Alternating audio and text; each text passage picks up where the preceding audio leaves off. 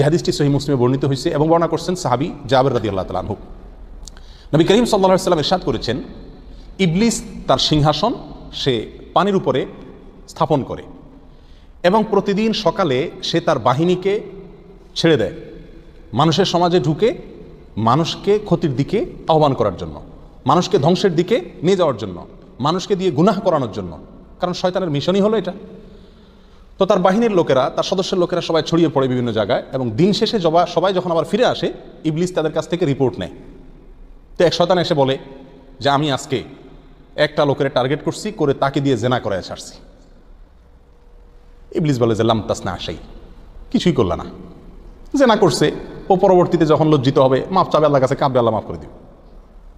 আরেকজন এসে বলতেছে আমি একজনকে দিয়ে হত্যা করাইছি, যে লাম তাসনা আশাই, এটাও তেমন কোনো ব্যাপার না, তওবা করলে তো মাফ হবে, মাফ চাবে। বা যাদের লোক হত্যা করছে তাদের সাথে মিউচুয়াল আসলে মাফ সাফ করে দিলে তারা তো একটা সমাধান আছে। আরেকজন এসে বললো যে আমি চুরি করাইছি একজনকে দিয়া, একটার পিছে লাগছি, লোভ দেখায়া তাকে শেষ পর্যন্ত চুরি করে ছাড়ছি। ইবলিস তাতেও খুশি না, বলে যে না এটাও তেমন কিছু একটা হলো না। আরেকজন এসে বলে যে আমি মা বাবার নাফরমানি করাইছি একজনকে দিয়া, কত বড় জঘন্য অপরাধ। ইবলিস বলে যে এটাও কোনো এমন কিছু তুমি করো নাই, কারণ মা বাবা সন্তানের প্রতি সবসময় দুর্বল, একটু কেঁদে কেটে মাপ চাইলে হাত পা ধরলেই আবার এটা নর্মালে চলে আসবে। একজন সামনে অগ্রসর হয়ে বলল যে আমি একটা লোকের পিছনে বা দুটা লোকের পিছনে আমি লাগছি, লাগার পরে তারা স্বামী স্ত্রী ছিল, তাদের মধ্যে বিচ্ছেদ করায়া তারপরে আমি আসছি। ইবলিস তখন ওই লোককে বলে নাম আন্তা আন্তা আন্ত, হ্যাঁ তোমাকেই আমি করছি, তুমি কাজের কাজ করছো, যে একটা সংসারকে তুমি বিচ্ছিন্ন করে দিয়েছো, একটি বিবাহকে তুমি ধ্বংস করে দিয়েছো, একটি সম্পর্ককে তুমি নষ্ট করে দিয়েছো, একজন স্বামী স্ত্রীর মাঝে বিচ্ছেদ ঘটে দিয়ে আসছো, তুমি বাপের বেটার মতো কাজ করে আসছো। কি বুঝলাম এই হাদিস থেকে? একজন স্বামী স্ত্রীর মধ্যে সম্পর্ক ছিন্ন করে দিল, বিচ্ছেদ ঘটাই দিল, তাকে ইবলিস এত মারহাবা দিল। আর আগের যে শয়তানগুলো তারা তার চাইতে অনেক বড় জঘন্য কাজ করেছে, তারা যেগুলো করেছে সবগুলো হারাম, জেনা করা, মানুষ হত্যা করা, মা বাবার নাফরমানি করা, চুরি করা, এগুলো সবগুলা স্পষ্ট কবিরা গুনাহ এবং বিশাল বড় বড় হারাম কাজ। সেই কাজগুলাতে ইবলিসের নেতায় ততটা খুশি হয় নাই যতটা খুশি হয়েছে স্বামী স্ত্রীর সম্পর্ক বিচ্ছিন্ন করাতে। কারণ কি? স্বামী স্ত্রীর সম্পর্ক বিচ্ছিন্ন হওয়াটা তো হারাম না, জায়েজ কাজ, কিন্তু তাতেও শয়তান এত খুশি। কারণ হলো নাম্বার এক, একান্ত যৌক্তিক কারণ ছাড়া স্বামী স্ত্রীর সম্পর্ক নষ্ট হয়ে যাক, এটা আল্লাহ সুবহানাহু ওয়া তাআলা মোটেও পছন্দ করেন না। আল্লাহর খুবই অপছন্দনীয় একটি কাজ। আবগাদুল মুবাহ ইলাল্লাহি তালাক। এই হাদিস নিয়ে অনেকে অনেক কথা বললেও বিশুদ্ধ মত যেটি বিশুদ্ধ, নবী আলাইহিস সালাম বলেছেন আল্লাহর কাছে যত হালাল বস্তু পৃথিবীতে আছে, যত হালাল জিনিস আছে, তার ভিতরে সবচেয়ে নিকৃষ্ট হালাল, যেটা আল্লাহ পছন্দ করেন না, শুধুমাত্র অনন্য উপায় হবে মানুষ, সেই জন্য এই ব্যবস্থাটা রেখেছেন, তালাক।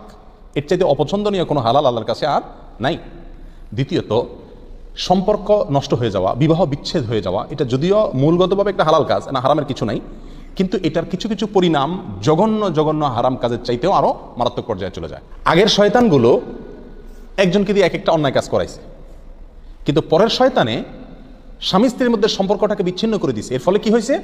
তাদের যে সন্তান আছে, এই সন্তানগুলো চিরকালের জন্য, বেশিরভাগ ক্ষেত্রেই, হাতে গোনা দুই একজনকে আল্লাহ হেফাজত করেন, বেশিরভাগ ক্ষেত্রেই এই সন্তানগুলো আর কি হয় না, মানুষ হয় না। হয়তো তাদের স্বপ্ন ছিল ছেলেটাকে হাফেজ বানাবে, আলেম বানাবে, নামাজি বানাবে, মেয়েটাকে ভালো বানাবে, একটা স্বপ্ন তাদের ছিল। এগুলো হয় উচ্ছন্নে চলে যায়, খারাপ কোনো রাস্তায় পা বাড়ায় এবং চিরতরে নষ্ট হয়ে যায়। তাহলে একটা প্রজন্ম ধ্বংস হয়ে যায় অনেক ক্ষেত্রে একটি বিবাহ বিচ্ছেদ থেকে।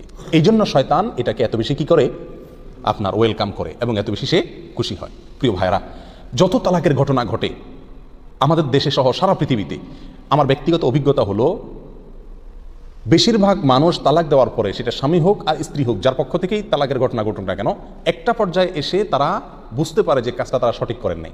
তখন তারা বলে আমরা আবার ফিরে আসতে চাই, ফিরিয়ে নিতে চাই, উপায় কি আছে? অনেক ক্ষেত্রে আর কোনো উপায় নেওয়ার থাকে না। তো এই জন্য তালাক দেওয়ার আগে, তালাকের ঘটনা ঘটার আগে একজন স্বামীকে একজন স্ত্রীকে 1000 বার চিন্তা করতে হবে। প্রথমত, স্বামী স্ত্রীর ভিতরে সম্পর্ককে যদি কোনো রকম দুর্বল করে দিতে পারে, স্বামী স্ত্রীর ভিতরে সম্পর্ককে যদি কোনো রকম ঠুনকো করে দিতে পারে, বিশ্বাসটা নষ্ট করে দিতে পারে, তাহলে শয়তান সবচাইতে বেশি বিজয়ী হয়।